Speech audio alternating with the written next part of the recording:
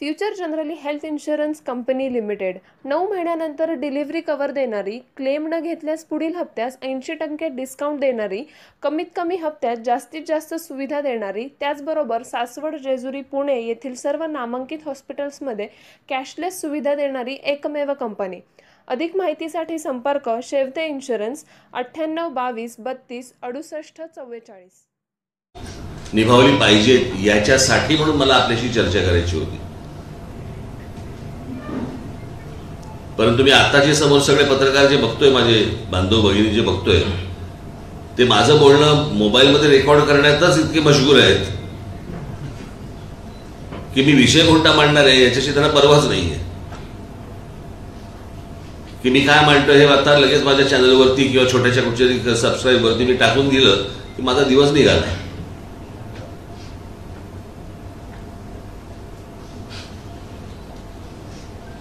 मी जे गेले अनेक वर्ष या महाराष्ट्रामधल्या पुणे शहर असेल, नाशिक असेल, ठाणा असेल, मुंबई तर झालीच, म्हणजे मुंबईची तर वाट लागलीच, पण मला तुम्हाला सतत एक गोष्ट सांगायची आहे की तुमच्या पायाखालची जमीन निघून चालली आहे याचा आपल्याला, आपल्या मराठी माणसाला अंदाज आहे का?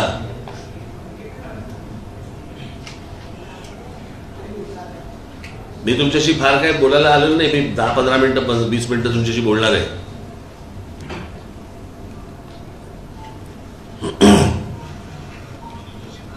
मी त्याशी माझ्या शिबिरामध्ये मी जेव्हा सांगितलं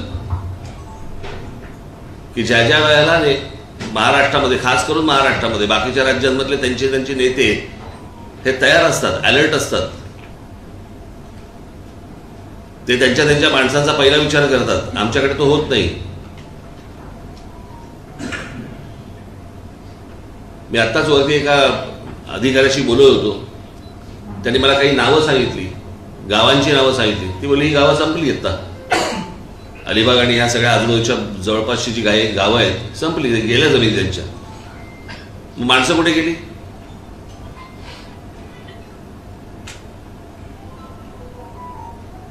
मी जे सतत सांगतोय, जर समजा तुमच्या पायाखाली जर जमीन नसेल, स्वतःच्या हक्काची जमीन नसेल, तर तुम्ही कुठलेही नागरिक नाही आहात।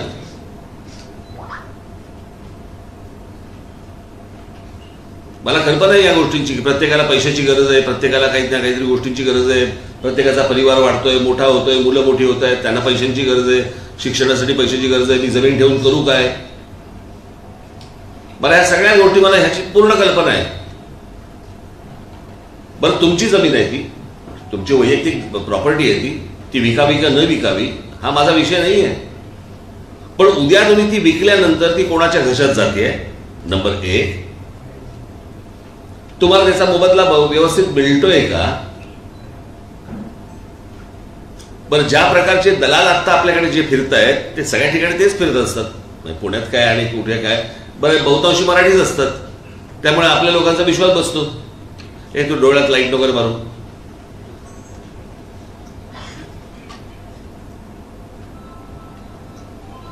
आणि मग हीच आपली माणसं उद्या समजा केंद्र सरकारचा, राज्य सरकारचा एखादा प्रोजेक्ट येतो, तुमच्याकडनं 1 रुपयामध्ये जमीन घेतली जाते आणि तोच मधला दलाल राज्य सरकारला, केंद्र सरकारला 1000 रुपयामध्ये विकतो। ते 1000 रुपये तुमचे आहेत ना, आपल्या भूमिपुत्राचे आहेत ना,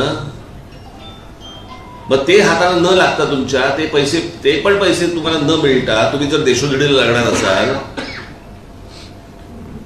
तर या जमिनी हाताखालच्या त्याचं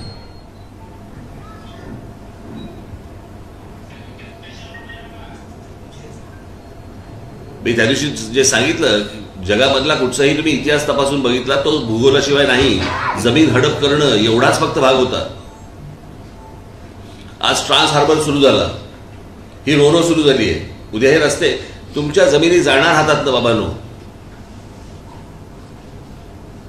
आज तुम्ही जर दुबईमध्ये गेलात, अनेक अशी ठिकाणं आहेत, मी तुम्हाला सांगू शकेन, परंतु खास करून तुम्हाला माहिती असलं म्हणून दुबईला गेलात आणि जर समजा तुम्ही व्यवसाय करायचा ठरवलात, जमीन तर दूरची गोष्ट, व्यवसाय करायचा ठरवलात तर तुम्हाला तिकडचा एखादा अरबाला पार्टनर म्हणून घ्यावा लागतो।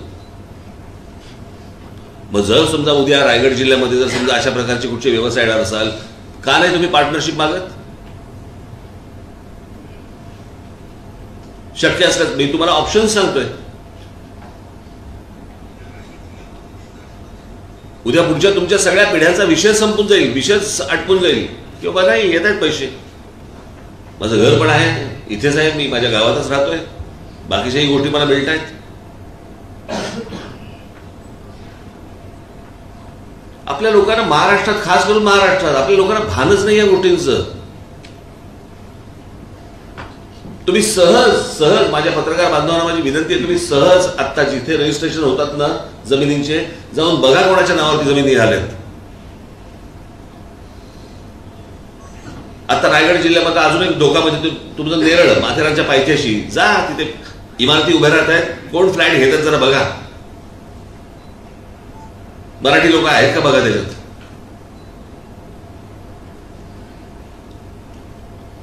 हा सगळा कर्जत, खालापूर आणि हा सगळा पट्टा गेला, जातोय हातातनं.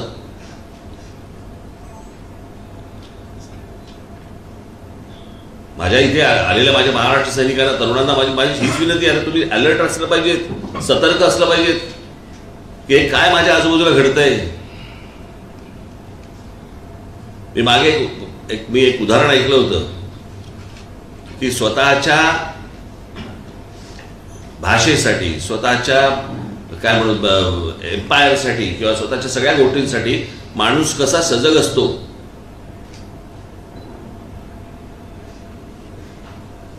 तुम्हाला एक उदाहरण म्हणून मी फक्त तुम्हाला सांगतो की एकदा काय म्हणतो, त्यावेळेला जेव्हा सुरतेवरती जेव्हा स्वारी झाली महाराजांची, तेव्हा महाराज सुरतेच्या बाहेर होते आणि तिथून महाराज पत्र पाठवत होते, अनेक व्यापाऱ्यांना, अनेकांना पत्र पाठवत होते. त्यावर तिकडे ईस्ट इंडिया कंपनी होती, तिची वखार होती आणि त्या ईस्ट इंडिया कंपनीच्या वखारीचा जो प्रमुख होता त्याचं नाव होतं जॉर्ज ऑक्झेंडन. मी तुम्हाला जॉर्ज ऑक्झेंडन मुद्दा म्हणून तुम्हाला नाव सांगितलं. तुम्ही सगळ्यांनी जर शिवराज्याभिषेकाचा सोहळ्याचा जर चित्र पाहिलं असेल तर त्याच्यामध्ये जो इंग्रज अधिकारी महाराजांना मुजरा करतोय ना, तो हेनरी ऑक्झेंडन, त्याचा हा चुलत भाऊ. त्याच्या हाताखाली काही 400-500 माणसं होती. महाराजांची पत्र गेली, जेव्हा व्यापाराला गेली तेव्हा ह्या ईस्ट इंडिया कंपनीला पण पत्र गेलं. त्यांनी पत्र पाठवलं की आम्हाला तुम्ही जे सांगताय ते आम्हाला मान्य नाहीये, आम्ही ते काय करणार नाही. मग काही व्यापाऱ्यांनी पण तसंच सांगितलं. त्यावेळेला तिकडे औरंगजेबाचा जो वजीर होता, तिथला जो माणूस होता, त्याचं नाव होतं इनायत खान. त्या इनायत खानने त्याचे वकील पाठवत होता. तो महाराजांचा वकील जायचा, त्यांचा वकील यायचा. एके दिवशी त्यांचा वकील आला. खरं तर वकिलावरती हल्ला होत नसतो किंवा करायचा नसतो, पण तो जो वकील आला त्यांनी महाराजांवरती हल्ला केला, जीवघेणा हल्ला केला. आणि तो जेव्हा जीवघेणा हल्ला झाला त्याच्यानंतर महाराजांनी सर्व मावळे आपल्या आतमध्ये घुसले सुरतेमध्ये. त्याला हा इनायत खान तिकडच्या सुरतेच्या डोंगरावरती पळून गेला त्याच्या सगळ्या सैन्यासह आणि सुरत अख्खी मोकळी पडली.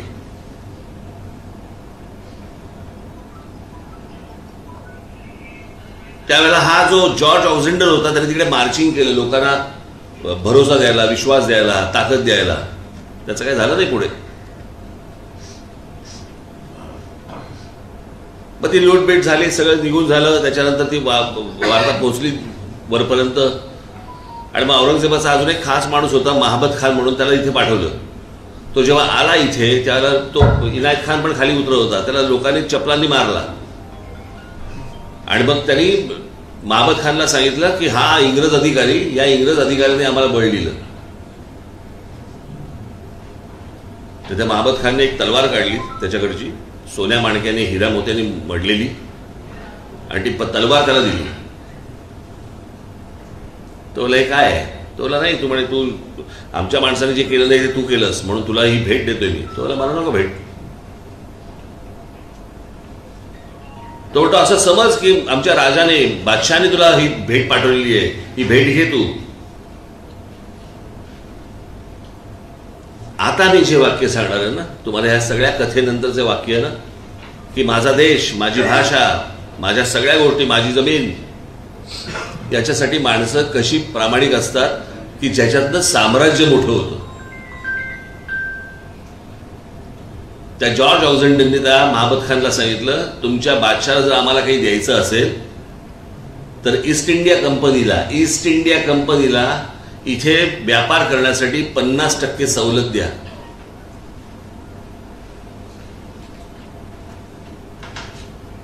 साम्राज्य असं वाढत असतं. त्यावेळेला कोण तिकडे राणी असेल, राजा असेल, कोण असेल आपल्याला कल्पना नाही. त्याला माहिती नसेल हा इथे जॉर्ज ऑक्झेंडन नावाचा कोणतरी त्यांचा अधिकारी आहे.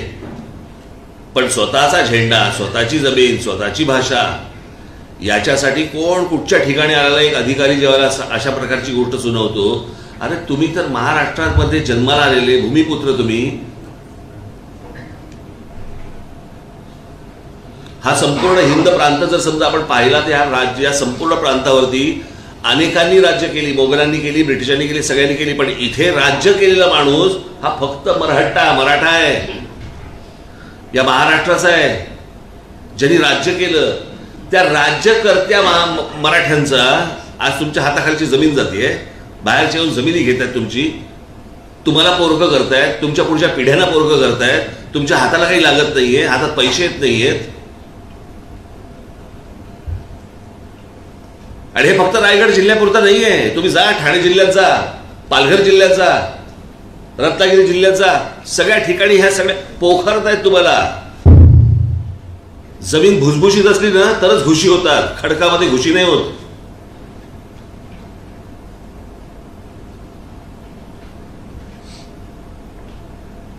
आज जे कोणी दलाल म्हणून फिरत असतील त्या दलालांना पण माझं सांगणं आहे, अरे तुम्ही तुमच्या लोकांची काळजी घेतली पाहिजेत. मला कल्पना आहे अचानक तुमच्या समोर येतात. आज सगळ्यात मोठा बर्बाद झालेला एक म्हणजे गेली माणसं गेली, वाहून गेली.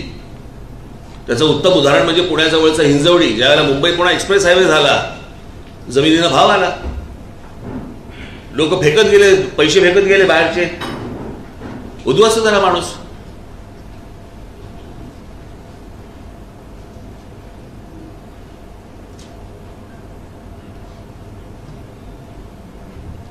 मला या सगळ्या गोष्टींसाठी म्हणून मला काही गोष्टी करायच्या आहेत, त्याच्यासाठी म्हणून मला तुमच्याशी काही गोष्टी खाजगीत बोलायच्या होत्या.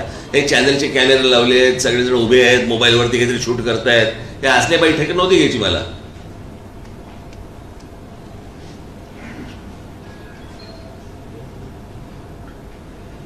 ते जसे शांतपणे पोखरतायत, मला असं वाटतं तितक्याच शांतपणे आपण ह्या गोष्टी वाचवल्या पाहिजेत.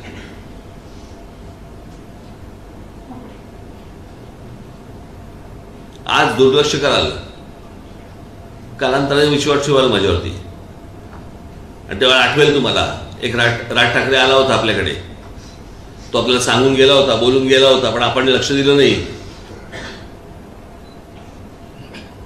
आपण घरकाना घाट करायलो, आपल्या हातात तर सगळं निघून गेलं. जे महाराष्ट्रामध्ये जे उत्तम आहे ते छिनण्याचा प्रयत्न आता चालू आहे सर्व बाजूनी.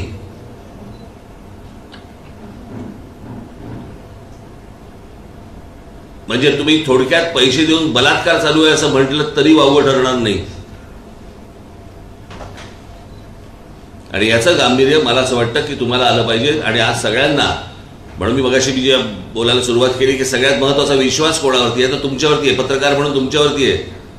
तुम्ही या गोष्टी समजवल्या पाहिजेत, तुम्ही या गोष्टी सांगितल्या पाहिजेत, तुम्ही याचं प्रबोधन केलं पाहिजेत.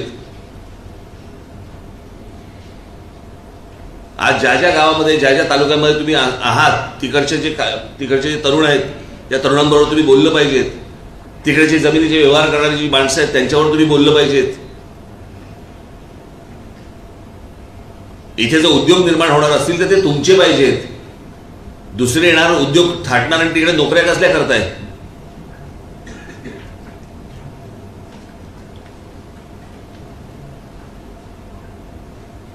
आज मी अशी अनेक मुलं मी बघत असतो. पुण्यामध्ये एक नवीन रेस्टॉरंट आलंय पुण्यामध्ये. काय रेस्टॉरंट आहे? काश्मीरी रेस्टॉरंट आहे.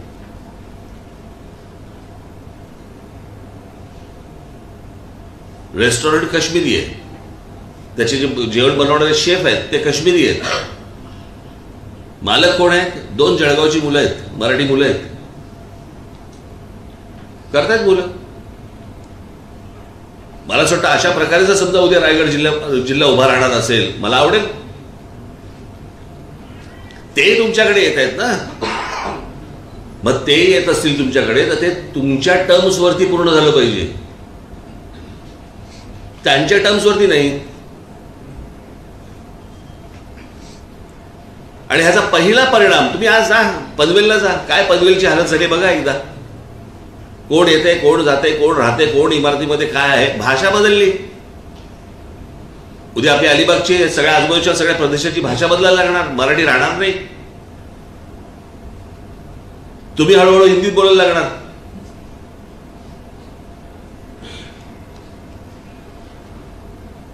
मी ह्या ज्या धोक्याच्या सूचना देतोय हे सगळं मुंबईत झालंय, हे पुण्यात होतंय, ठाण्यात होतंय. मी ठाणे जिल्हा मगाशी म्हटलं तुम्हाला, ठाणे जिल्हा हा एकमेव जिल्हा आहे जगात, कुठे भारतात नाही जगात, की तिकडे सर्वाधिक बाहेरून येणाऱ्या लोकांची लोकसंख्या आहे.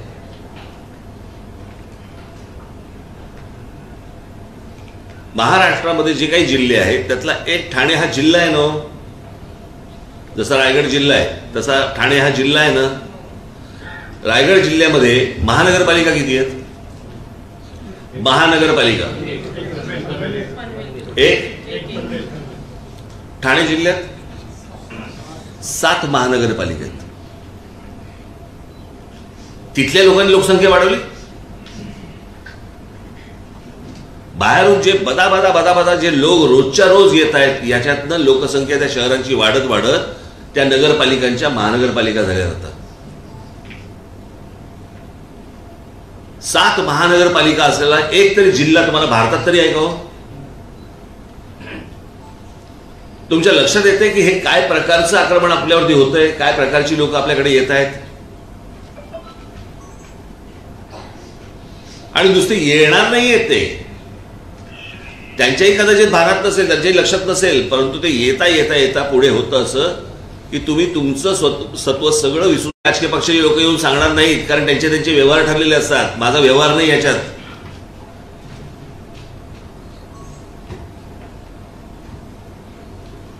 रायगड जिल्ह्यामध्ये येऊन समजा एखादी कोणी मराठी उद्योजक जर उभे राहत असतील, उभे करा, पण स्वतःच्या पायावरती धोंडा पाडून घेऊ नका. अजूनही हाताबाहेर परिस्थिती गेलेली नाही, पण ती पुढच्या 4-5 वर्षातच जाईल. फार वेळ लागणार नाहीये त्याला. पण मी तुम्हाला सांगायला आलोय, डोळे उघडे ठेवा, कान उघडे ठेवा, तोंड बंद ठेवा. आणि जे म्हणून तुम्हाला रायगडसाठी जे जिल्ह्यासाठी जे करता येईल, महाराष्ट्रासाठी जे करता येईल त्या गोष्टी तुम्ही अत्यंत सावधपणे चलाखीने या गोष्टी तुम्ही केल्या पाहिजेत. तेवढ्यासाठीच मला तुम्हाला येऊन मला भेटायचं होतं. या उपर माझी तुम्हाला सर्वांना विनंती आहे की जर मी तुम्हाला एक माझे हे कुठे आहे कोणाकडे एक नंबर द्या ना, एक कुठचा नंबर द्या ना. याच्या व्यतिरिक्त जर समजा तुम्हाला माझ्याशी काही पर्सनली बोलायचं असेल, आपण कृपया आपलं नाव आणि काय जो विषय असेल तो फक्त मला सांगावा, मी आपल्याशी संपर्क करेन. ठीक आहे? आपल्याला काही बोलायचं आहे माझ्याशी?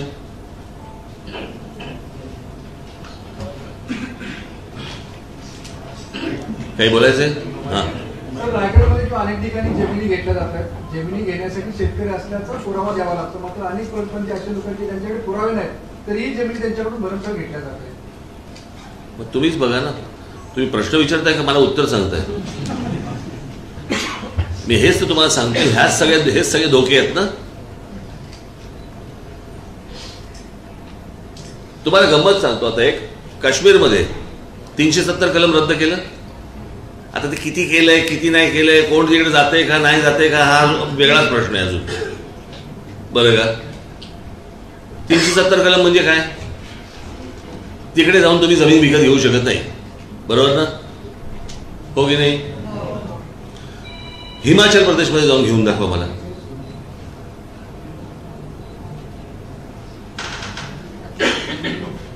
आसाम, मिझोराम आणि हे जे सगळे प्रदेश आहेत ना, तिथे जाऊन जमीन घेऊन दाखवा मला तुम्ही.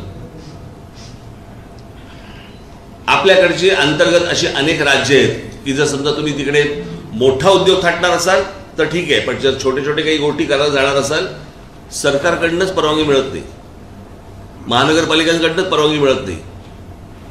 मला जो मागे बोलले होते ना स्थलांतर तो भारताचाच आहे, मग तो भारताचाच नागरिक आहे, मग तो आल्याने काय होतं, स्थलांतरितांचा कायदा एकदा वाचा जो भारताला लागू आहे. मला एका राज्यातून दुसऱ्या राज्यामध्ये जर समजा मला जायचं असेल आणि मी जाणार असेल तर मला तिथल्या स्थानिक पोलीस स्टेशनला पहिल्यांदा सांगावं लागतं की मी येतोय, मी इथे इथे राहणार आहे, माझं असं असं काम आहे. हा जर समजा स्थलांतरितांचा कायदा जर समजा आपल्याकडे असून जर समजा वापरला जात नसेल तर तुमच्याकडच्या जमिनीत चालल्या आहेत. मी का आलोय आणि कशासाठी आलोय हा विषयच नाही.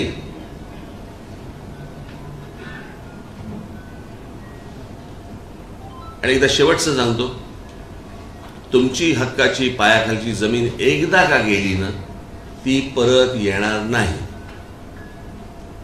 बोला.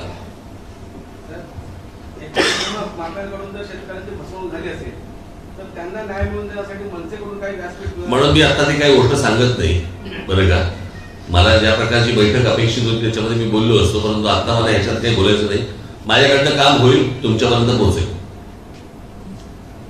प्रश्न असा आहे की ज्या पद्धतीने या जमिनी संपादित होत आहेत या संदर्भामध्ये राज्य सरकारने, म्हणजे तुम्ही आता मराठीचा मुद्दा घेतला आणि खरं मुद्दा आहे, पण जे राज्यकर्ते आहेत तेही मराठीच आहेत, ते वेळ नाहीये, तर त्यांनी अशा प्रकारचा पुढाकार ज्यामुळे राज्यकर्ते पुढे येतील, म्हणजे हक्क आहेत आणि त्यांचं येणारे जे सरकार आहे तेही मराठीच असतील, त्यांनी अशा प्रकारचा पुढाकार घेऊन असा काहीतरी कायदा आणावा का की इकडचे जे लोक आहेत म्हणजे त्या पद्धतीने लोकांना अजूनही जमिनी विकल्या जातात, कुठले प्रोजेक्ट काहीच समजत नाही, मात्र शासनाला ते बरोबर माहिती असतात 2 वर्ष आधी. याचं कारण त्यांचेच पैसे आहेत.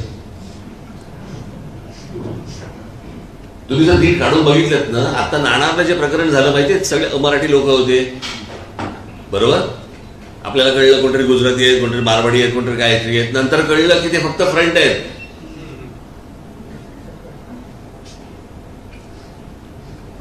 कुंपणच शेत खात आहे.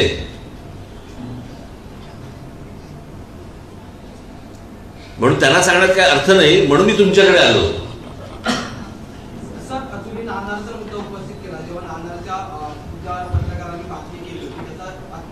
गेट खून करण्यात आलं, तर मारण्यात आलं, त्यानंतर पत्रकारांच्या मागे कोणी उभं राहिलं नव्हतं. पण जेव्हा पत्रकार बिल्डरच्या किंवा जमिनी व्यवहारासंदर्भात त्या बातम्या येतात तेव्हा मी तुम्हाला बातम्या टाका सांगत नाहीये.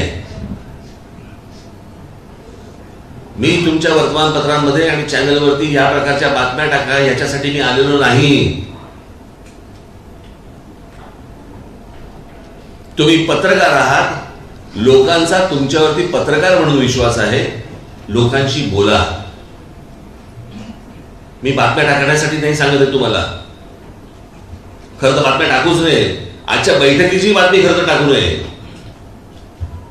पण यांच्यात कुठे पेशन्स तेवढा. ते गेलं पण असणार, चालू पण असणार तिकडे, बघ बघ बघ बघ बघ लगेच लगेच लगेच लगेच बघ बघ बघ चालू असणार तिकडे. कळलं का? एक शेवटचा मुद्दा राहिला होता माझा, त्यातला एक अत्यंत गंभीर मुद्दा आहे जो मी प्रॉपर माझ्या डोक्यामध्ये बघितला आहे. जमिनी संदर्भामध्ये ज्या पद्धतीने आपण जमिनी विक्री केली जाते, म्हणजे लोक विकतायत असा एकंदरीत भाग आहे. मी पेंट पट्ट्यामध्ये राहतोय, पेंटच्या पट्ट्यामध्ये मोठ्या प्रमाणामध्ये खारफुटी आहेत, म्हणजे जे अरबी समुद्राला लागणारे उपनद्या आहेत, पाताळगंगा असो वगैरे, या नदीला लागून एक खारबंदिस्ती आहे. ती खारबंदिस्ती जाणीवपूर्वक राजसाहेब 2 वेळा फोडली जाते, जेणेकरून ते खारीतलं पाणी त्या शेत जमिनीमध्ये जावं आणि शेत जमिनी नेस्तनाबूत करण्याचा हा शासनाच्या खारभूमी उद्योगाचा उद्योग आहे. या संदर्भामध्ये खारभूमी संदर्भात तुम्ही एक लेटर किंवा पर्सनली काहीतरी यांना इन्स्ट्रक्शन करावं असं वाटतं. नक्की. सर तुम्ही दुबईमधला जर मगाशी मुद्दा सांगितला की तिथे जर आपल्याला काय करायचं तो स्थानिक पार्टनर घ्यावा लागतो, तर मग आपल्याकडे तसे नियमावली सरकारने का करू नये? म्हणजे महानगरपालिका कॉन्ट्रॅक्टर असतील किंवा उद्योग असतील तर तिथे एखादा नाही, तिकडचा अरब पार्टनर नाही होत. आपल्याकडे परब आणि परब नाही होऊ शकत.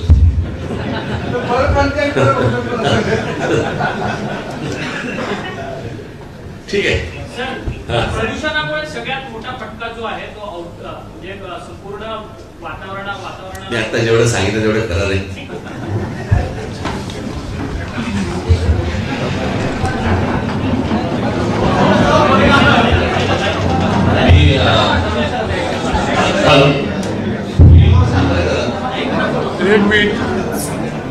मी आता आप्पासाहेब दरबारीकरांना मी भेटायला गेलो होतो आणि त्यांनाही जर भेटायला गेलो होतो तर मी ह्याच संदर्भात भेटायला गेलो होतो. त्यांच्याकडे खूप मोठी ताकद आहे, त्यांच्याकडे हीच माणसं सगळी आहेत आणि या माणसांचं प्रबोधन व्हावं याच्यासाठी म्हणून मी आता आप्पासाहेबांकडे मी त्याच गावाकडे गेलो. धन्यवाद. पण पत्रकार